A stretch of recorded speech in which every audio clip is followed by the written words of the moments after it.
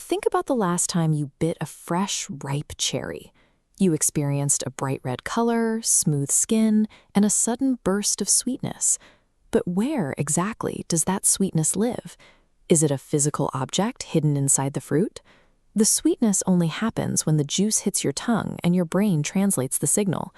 Without you there to taste it, the sweetness wouldn't exist.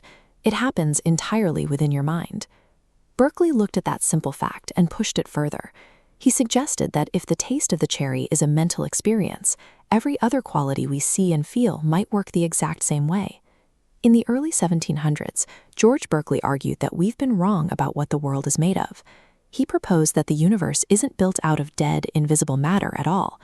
While most scientists believe objects exist as physical stuff out in the void, Berkeley argued that reality is composed entirely of experiences, sensations, and perceptions.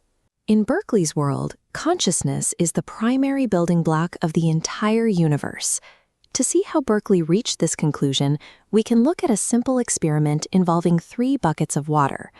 Imagine putting your left hand in hot water and your right hand in ice water.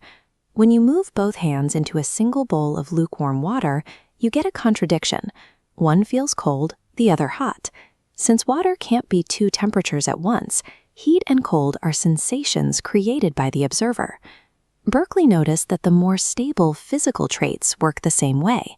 A straight stick looks bent when you dip it in a pond, and a massive mountain becomes a tiny speck on the horizon as you walk away.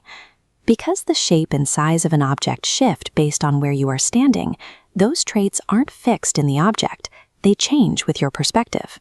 If the real size or color of an object is always shifting depending on who is looking at it, then those qualities live in the mind of the person watching, not in the object itself.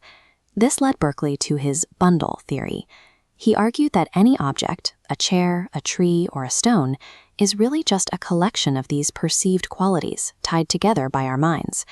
Think back to the cherry. If you remove the red color, the round shape, the smooth texture, and the sweet taste, you find that there is no hidden matter left over. Once the sensations are gone, the object simply disappears. Berkeley called this worldview idealism, a reality made of ideas. He summed it up with the phrase, "To be is to be perceived." For an object to exist at all, there must be a mind present to experience its qualities and hold that bundle together. This usually leads to a common worry. If things only exist when we look at them, does the entire world vanish when we go to sleep? Does your car disappear the moment you park it in the garage? Modern technology gives us a way to visualize Berkeley's answer.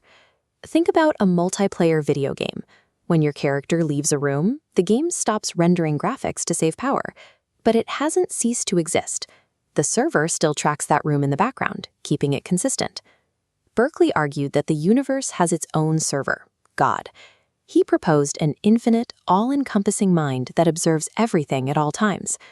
The world stays put even when we aren't looking, because there is always a permanent perceiver keeping the entire system stable. If the world is made of ideas, you might assume everything is just a fake illusion. Berkeley actually felt his view was more grounded in reality than the science of his time. To him, the cherry you taste and feel is the real cherry. The only fake thing is the abstract concept of physical matter that no one has ever actually seen or touched. Accepting ideas as the building blocks of the world doesn't make the things around us less real. It just changes our understanding of what reality is made of. The logic is consistent. Objects are just bundles of sensations. Sensations require a mind. Therefore, reality exists within the mind. This perspective invites us to focus on the immediate, vibrant world we actually live in. When you feel the warmth of the sun or the texture of a leaf, you're experiencing the universe directly. For Berkeley, that personal experience isn't just a shadow of the truth, it is the truth itself.